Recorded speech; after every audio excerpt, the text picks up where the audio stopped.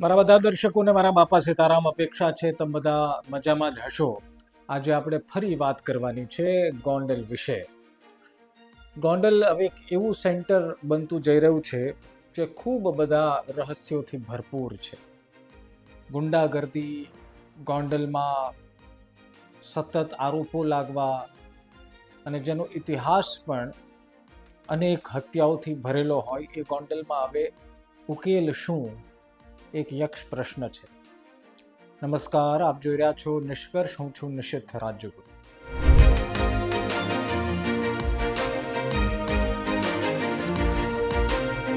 કાપલિયા, પહેલી વાત સમજી લો કે આજે આ ફરી વાત કરવાની જરૂર શું કામ પડી. પહેલી વાત તો અમિત ખૂંટની સુસાઇડ, અનિરુદ્ધસિંહ અને એમના દીકરા પર લાગેલા આરોપ એ ખૂબ ગંભીર વિષય છે. કોઈ વ્યક્તિ પોતાના ફાયદા માટે જો આવું કરતો હોય, જો આરોપો સિદ્ધ થાય તો ફરી એક વખત સાબિત થશે કે ગોંડલમાં રાજકીય લડાઈ એ હંમેશા ખૂની જ રહેવાની છે. અને આ કોઈ પહેલો કિસ્સો નથી. થોડા દિવસો પહેલા, મહિના પહેલા રાજકુમાર જાટની નું મોત, રહસ્યમય મોત, એનો જવાબ આજ સુધી પરિવારને મળ્યો નથી. એનો પણ આરોપ લાગ્યો જયરાજસિંહ અને ગણેશ જાડેજા ઉપર, અને આજ સુધી ના તેઓએ પ્રેસ કોન્ફરન્સ કરી છે, ના તેઓ કંઈ બોલવા તૈયાર થયા છે. પરિવાર બીજી તરફ રાજકુમારના પિતા અને એમની બહેન સતત એ આરોપ લગાવતા રહ્યા કે આ હત્યા એ આ જાડેજા પરિવારે કરી છે, પરંતુ ના તેઓ કોઈ ચોખવટ કરવા તૈયાર છે અને પોલીસ શું કરી રહી છે એ હજી પણ યક્ષ પ્રશ્ન છે.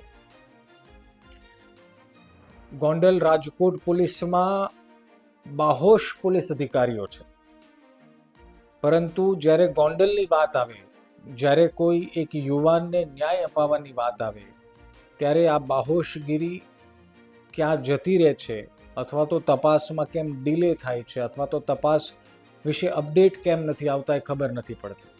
બાકી આ જ રાજકોટ પોલીસ છે અને આ જ ગોંડલ પોલીસ છે જેમણે ગણતરીની કલાકોમાં કેટલાય કેસ સોલ્વ કરેલા છે. બીજી તરફ જયરાજસિંહ જાડેજા અને ગણેશ જાડેજા અને ગીતાબા જાડેજા, જે સમગ્ર પરિવાર રાજકીય રીતે ભારતીય જનતા પાર્ટી સાથે જોડાયેલો છે.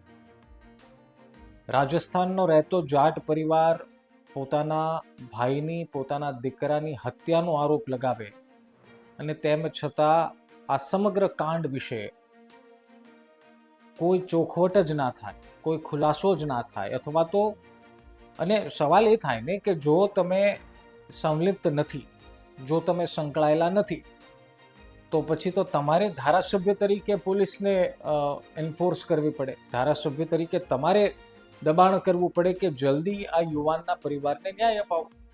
પણ એવું પણ કાંઈ જોવા નથી મળતું. એમાં આજે અમિત ખૂંટ આત્મહત્યા કરી લે છે, 4 પાનાની સુસાઇડ નોટ લખે છે, એમાં અનિરુદ્ધસિંહ અને એમના દીકરા પર આરોપ લગાવવામાં આવે છે. અને આ ગોંડલમાં, અને સૌથી મહત્વનું, અલ્પેશભાઈ, જિગીશાબેન, ધાર્મિક માલવિયા, આ બધા જ્યારે ગોંડલ જાય ત્યારે આટલી મોટી સંખ્યામાં પોલીસ હોવા છતાં ગાડીના કાચ તૂટી જાય.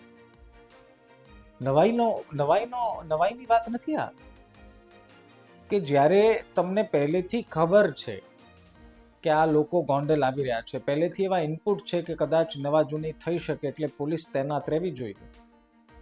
પોલીસ તૈનાત હોવા છતાં ગાડીના કાચ તૂટી જાય, ગાડીઓમાં કાળા વાવટા ફેંકવામાં આવે, તો શું આપણે આ ગુજરાતના જ એક શહેરની, એક તાલુકાની વાત કરી રહ્યા છીએ? અને મારો સવાલ તો હર્ષભાઈ સંઘવીને છે કે તમે જે ઝડપે ચંડોળામાંથી બાંગ્લાદેશીઓને હટાવ્યા, ગેરકાયદે દબાણો દૂર કર્યા, તો એવી રીતે તમારી નજર ગોંડલ પર કેમ ન ગઈ, અથવા તો કેમ નથી જતી? આટલી મોટી ઘટનાઓ થઈ જાય તેમ છતાં આ સમગ્ર મામલે કોઈ કાર્યવાહી ન થાય, અથવા તો કોઈ હરફ સુદ્ધા ન ઉચ્ચારે, એનો મતલબ શું સમજવાનો લોકો? અને મૂળ અંતે તો એ જ સવાલ છે, અને આ તો એ જ ગોંડલ છે ને કે જ્યાં તત્કાલીન MLA પોપટભાઈ સોરઠિયાનું મર્ડર થયેલું. પછી નિલેશ રૈયાણી હોય, વિનુ શિંગાળા હોય, વિક્રમસિંહ હોય, આ એ જ ગોંડલ છે ને કે જ્યાં અદાવતમાં કંઈ સમજા કર્યા વિના બદલો લેવાની લાઈમાં ચપટી વગાડતા મર્ડર થઈ જાય. જો કે એ તો હું ઘણા વર્ષો પહેલાની વાત કરું છું, કદાચ એવું હું ખોટો ગણાવજો હું એ વાતની સરખામણી અત્યારના સમય સાથે કરું, પરંતુ શું અત્યારના ગોંડલમાં કે રીબડામાં કે બધી જ જગ્યાએ શાંતિ છે? અને જો શાંતિ છે તો આ પ્રકારના રહસ્યો ગોંડલમાંથી કેમ ઉકેલાતા નથી? આપ જ મને કમેન્ટ બોક્સમાં જણાવો કે શું થયું રાજકુમાર જાટ સાથે? શું એ અકસ્માત છે? તમે પણ એમના ઈજાઓ વિશે જાણકારી મેળવી હશે, વાંચ્યું હશે, ક્યાંક ફોટો જોયા હશે. શું રાજસ્થાનનો આ પરિવાર એમ જ પોતાના ભાઈ માટે, પોતાના દીકરા માટે, ન્યાય માટે દોડી રહ્યો છે? શું થયું અમિત ખોટ સાથે?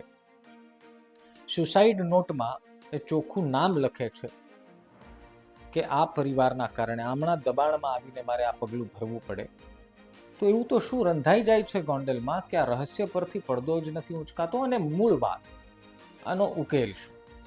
તો ભાઈ મારા મતે તો આનો ઉકેલ ગોંડલની જનતા જ છે. ગોંડલની જનતા જો હકીકતમાં આ જે કંઈ પણ સવાલો ઉઠી રહ્યા છે, જે કંઈ પણ આરોપ લાગી રહ્યા છે, હકીકતમાં આપ જો એને ભોગવો છો, એમને સહન કરો છો, તો હવે એ સમય આવી ગયો છે કે તમારે બોલવું જોઈએ. હવે એ સમય આવી ગયો છે કે તમારે અવાજ ઉઠાવવો જોઈએ. હવે એ સમય આવી ગયો છે જ્યારે તમારે ખુલીને સામે આવવું જોઈએ. આપણે એવો આરોપ નથી લગાડતા કે ગોંડલમાં જીવવું પણ મુશ્કેલ છે. આપ જીવો જ છો ગોંડલની પ્રજા તરીકે, વ્યવસાય પણ લોકો કરે છે, લોકો ભણે છે, લોકો રમે છે, પરંતુ ખૂણે ખાચરે કોઈ પોતાની મહત્વકાંક્ષાઓ રાજકીય રીતે પાર પાડવા માંગે તો શું એ શક્ય છે ખરું? સીધા ભાષામાં સવાલ પૂછું કે શું તમારે ત્યાં ચૂંટણી લડવી હોય તો શક્ય છે ખરી? શું તમારે ત્યાં કોઈની સામે ફરિયાદ કરવી હોય તો શું એ આસાનીથી શક્ય છે ખરી? અને જો શક્ય છે તો પણ તમારે ખુલીને બોલવું જોઈએ, તો સમાજમાં ને બધી જ જગ્યાએ લાગતા આરોપ ખોટા સાબિત થાય. તો હું જે સવાલ પૂછું છું એનો ખુલાસો થઈ જાય. એટલે ગોંડલની જે ગુંડાગર્દી છે આ, અથવા તો ગોંડલની અંદર કેટલાક લોકો જે આ કરે છે એને જવાબ ગોંડલની પ્રજા જ આપી શકે. અને જવાબ કેવી રીતે આપવો એ મારી કરતાં આપ શાણા છો, મારી કરતાં હોશિયાર છો, અને આપ જાણો જ છો કે એને જવાબ કેવી રીતે આપી શકાય. કારણ કે બે જૂથની લડાઈ વચ્ચે જો કોઈ ત્રીજો સામાન્ય વ્યક્તિ વર્ષો સુધી પીસાતો રહે તો ભવિષ્યમાં નહીં પીસાય એની શું ગેરંટી? એટલે સમજી વિચારીને આપ નિર્ણય લો, એ ખૂબ જરૂરી છે. અને મને આનંદ થશે જો તમે મને ખોટો પાડશો. ગોંડલની જનતા તરીકે માત્ર કમેન્ટ બોક્સ ભરી મૂકવાથી તમે સાચા છો, અથવા તો 500-700 કમેન્ટ કરવાથી તમે સાચા છો એવું સાબિત ન થઈ જાય. હું તો ઈચ્છું છું કે આપ વિડીયો બનાવીને મોકલો, સોશિયલ મીડિયા પર અપલોડ કરો, અને તો જ મને લાગે છે કે દૂધનું દૂધ અને પાણીનું પાણી થશે. અપેક્ષા છે કે તમે મારી વાત સમજ્યા હશો. મારો કોઈના પર વ્યક્તિગત આરોપ નથી. મારી તો બસ એ જ ચિંતા છે કે શાંત ગણાતા આ ગુજરાતમાં એક આપણે એવા શહેરની વાત કરીએ છીએ જ્યાં થતા ગુનાઓનું રહસ્ય આજ સુધી ઉકેલાતું જ નથી. એની પાછળનું કારણ શું, એની પાછળ વ્યક્તિઓ કોણ છે, એ ગોંડલમાં રહેતી પ્રજાએ નક્કી કરવાનું છે. અને હું ફરી એક વખત કહું છું કે મારા આ સવાલોના જવાબ જો તમારી પાસે છે તો બિલકુલ એમાં કંઈ વાંધો નથી, એમાં કંઈ ખોટું નથી, પરંતુ માત્ર કમેન્ટ બોક્સ ભરી મૂકવાથી તમે સાચા થઈ જશો એવું પણ એને સત્ય ન માની લેશો. અપેક્ષા છે તમને મારી આ વાત થોડી ઘણી ગમી હશે. કારણ કે આમાં એવું છે કે મારી વાત સૌને ગમે એ જરૂરી નથી, અને મારી આ વાત તમામને ન ગમે એવું પણ જરૂરી નથી. એટલે તમારી વિચારસરણી અથવા તો તમારું શું માનવું છે એમાં કોઈ અ, દુઃખ ન હોઈ શકે મને, અને એમાં કોઈ મને ફરિયાદ પણ ન હોઈ શકે. એટલે આપ કમેન્ટ બોક્સમાં જરૂર લખજો તમારા જે વિચાર છે, એને હું દિલથી આવકારું છું. પરંતુ ગોંડલ વિશે મેં જે આપને પ્રશ્ન પૂછ્યા અથવા તો ઉકેલ મેં જે આપને જણાવ્યો, અથવા તો ઉકેલ જરૂરી છે અને જે જણાવ્યું છે, તો આપ આપના વિચાર ખુલ્લા મને કમેન્ટ બોક્સમાં લખવાનું ભૂલતા નહીં. આવતીકાલે નિષ્કર્ષમાં નવા એક વિષય સાથે મળીશું. ત્યાં સુધી મને રજા આપો. બાપા સીતારામ.